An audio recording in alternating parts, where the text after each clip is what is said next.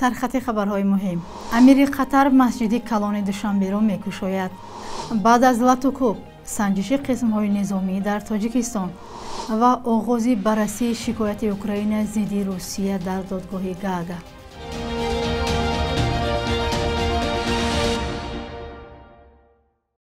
روز بخیر بود بیننده های عزیز، شما نویدی بامدادی را تماشا دارید. امروز پنجشنبه 8 ایون. مسجد کلانترین تاجیکستان با اشتراک رئیس جمهوری تاجیکستان امام علی رحمان و امیر قطر شیخ تمیم بن حمد آل ثانی افتتاح خواهد شد. یک منبع در نهادهای رسمی به رادیو آزادی گفت در جریان سفر امیر دولت قطر به تاجیکستان که در نظر است امروز صورت بگیرد بیش از 20 سازشنامه همکاری نیز به امضا می‌رسد. امیر قطر به تاجیکستان در دایره بازدیدش از کشورهای آسیای مرکزی می‌آید. مسجد بزرگترین در تاجیکستان در میدان 12 هکتار زمین جایگیر شده از تالار بزرگ، تالارهای خرد نمازگزاری، کتابخانه و نشیمن و اتاق‌های سرشمار برای جلسه‌ها عبارت است. آن با سرمایه قطر ساخته شده است. ساختمان مسجد را سال 2009 آغاز کرده بودند. بنیاد این مسجد در حالی است که سازمان‌های حامی حقوق حکومت تاجیکستان را برای محدود کردن آزادی‌ها از جمله آزادی‌های دینی تنقید می‌کنند. در پی نشر و پهن شدن نوار لاتوکوب سربازان که خشم بسیاری ها را برانگیخت، در قسم‌های حربی تاجیکستان سنجش گذرانده شده است. دادستانی کل کشور در گزارش روز 7 ایون در این باره خبر داده است. با اطلاع نهاد با دستور دادستانی کل برای آشکار کردن موردهای بدرفتاری و دیدافشین و لاتوکوب سربازان تمام قسم‌های حربی مورد سنجش قرار گرفته، نظارت در این سمت پرزور شده است. نتیجه سنجش معلوم نیست چون دادستانی در این باره شرح زیاد نداده است. دادستانی در این گزارش به تفصیل از حکم افسران خدمتیان حربی که در شکنجه و اذیت سربازان دست داشتند معلومات داده است. در مجموع 8 نفر، 1 افسر و 7 سرباز سابق آخر ماه می با قرار دادگاه عالی برای لاتوکوب نوسکران در قسم نظامی نیروهای مرزبانی کمیته دولتی امنیت ملی از 9 تا 11 سال روانه زندان شدند. نظر افسر و سربازان، خانواده و وکیلان مدافع آنها به حکم فعلا دسترس نیست.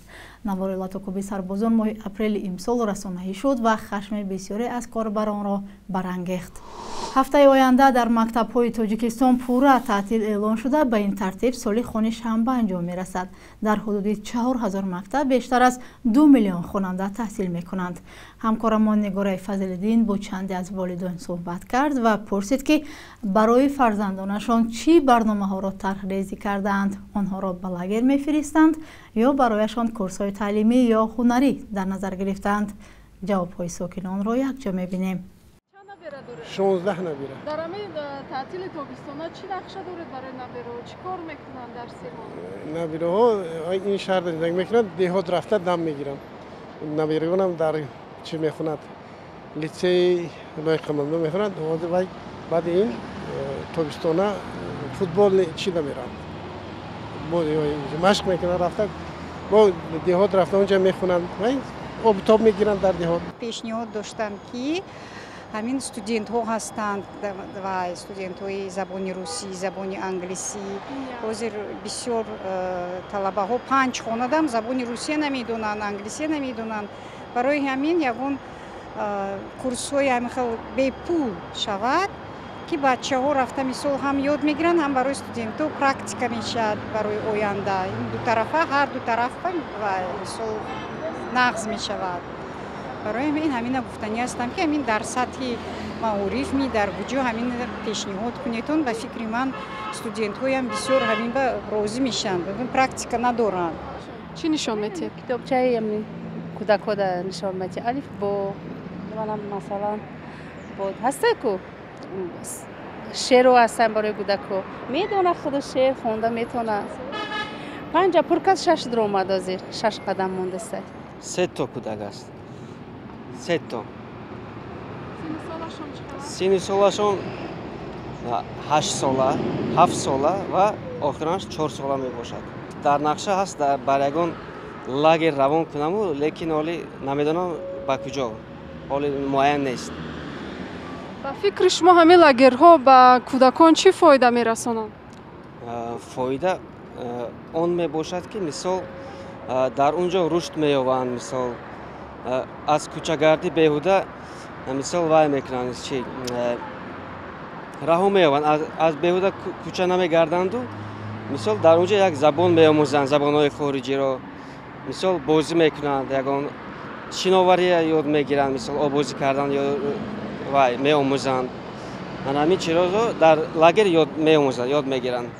масалан ягон китоб намехонанд, рӯйхат надодан аз мактаб ки чӣ китобҳоро бихонанд? Не, китоб мутаассифона рӯйхат надоданд, лекин ман фикр мекунам дар худи ҳамон лагер мисол китобхониам мекунанд, лекин ба фикри ман бисёртар бозӣ мекунанд, чунки каме дам мегиранд аз хондан. бале хонданам муҳим аст, лекин ман фикр мекунам дар лагер бисёртар бозиҳо машғул мешаванд. бинандаҳои азиз, шумо ҳам зери ин барнома бароямон нависед ки шумо барои таътили тобистона барои фарзандонатон чӣ нақшае доред. додгоҳи байнулмилалӣ дар Гаага рӯзи 6 июн баррасии шикояти Украинаро зидди Русия оғоз кард. ин шикоят дар робита ба нақзи эҳтимолии ду конвенсияи байнулмилалӣ аз ҷониби Русия дар бораи мубориза бо маблағгузории терроризм ва аз байн бурдани ҳама гуна табъизии нажодӣ сурат гирифтааст. баррасии шикоят рӯзҳои 8, 12 ва 14 июн идома ёфта, сипас додгоҳ дар давоми чанд моҳи оянда ҳукми худро эълон хоҳад кард. фиристодаи махсуси вазорати корҳои хориҷии Украина Антон Кариневич оғози мурофиаро дар додгоҳи Гаага авҷи кори 6 сола номид. вай гуфт ин парвандаи нахостини Украина алайҳи Русия аст ки ба марҳилаи баррасӣ дар додгоҳи байнулмилалӣ мерасад. ҷиноятҳое ки Русия ба онҳо муттаҳам аст дар солҳои 2014 ва 15 содир шудаанд. ба гуфтаи ҳайати Украина дар Гаага, онҳо ҳамчунин василаи дигареро барои ба ҷавобгарӣ кашидани Русия доранд. اجرای قرار دادگاه بین‌المللی سازمان ملل متحد برای هر دو جانب حتمی است. دادگاه شهر بیشکک روز 7 میلیون حکم شهروندی قرقیزستان اسکر کوبانیچبک اولو را که برای اشتراک در جنگ اوکراین 10 سال زندانی شده است به تغییر گذاشت.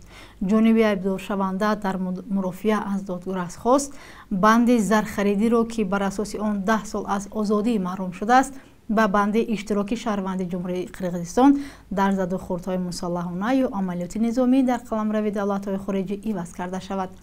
او همچنین گفته است که در این هیئت نیروهای جدای خواهان در جمهوری به اصطلاح لوهانسک خدمت میکرد و تنها در تقسیم کمک‌های بشردوستانه اشتراک کرده است.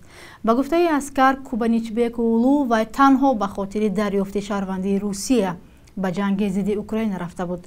طبق مواد پرونده کوبانیچبک اولو ماه ایون سال 2022 به جنگ ضد اوکراین رفته است.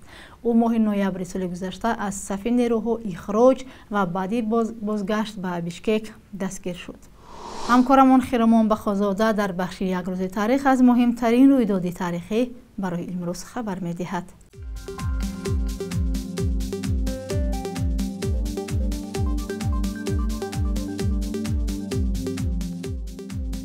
8 июни соли 2012 дар ҷараёни боздиди президент Эмомалӣ Раҳмон аз Чин, Пекин ваъда дод ки ба иқтисоди Тоҷикистон $1 миллиард сармоягузорӣ мекунад. то имрӯз сеяки қарзи $3 миллиард хориҷии Тоҷикистон ба Чин рост меояд ва ба қавли мунаққидон вобастагии иқтисодиву сиёсии Душанберо аз Пекин бештар кардааст. 8 июни соли 2017 почтаи DHL ва дигар хадамоти байналмилалии почта аз кор монд. масъулини почтаи тоҷик гуфтанд ҳамакнун кореро ки DHL, UPS ва дигарҳо мекарданд ба зиммаи худ мегиранд, вале чунин тасмими мақомотро бархи шарикони хориҷии Тоҷикистон ҳамчун монополия ва дахолат ба тиҷорат интиқод карданд. 8 июни соли 2016 Қаҳор Маҳкамов раис ҷумҳури нахустини Тоҷикистон дар 84-солагӣ даргузашт. раҳбарии Маҳкамов дар охирин солҳои Иттиҳоди Шӯравӣ ва нобасомониҳои солҳои 80 ӯро ба ҳайси як раҳбари баҳсбарангез муаррифӣ кард ки аз сӯе дар фикри мансабу ҷой набуду истеъфо дод ва аз сӯи дигар натавонист пеши роҳи хушунатҳоро бигирад.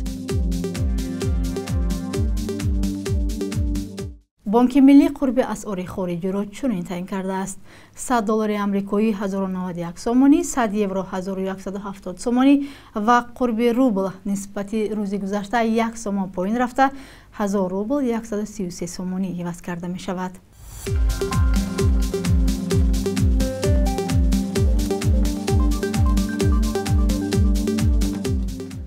بینندگان عزیز، تشکر که ما را همراهی کرده. تا فردا در همین وقت و ساعت خیر، خدا نگهبانتان.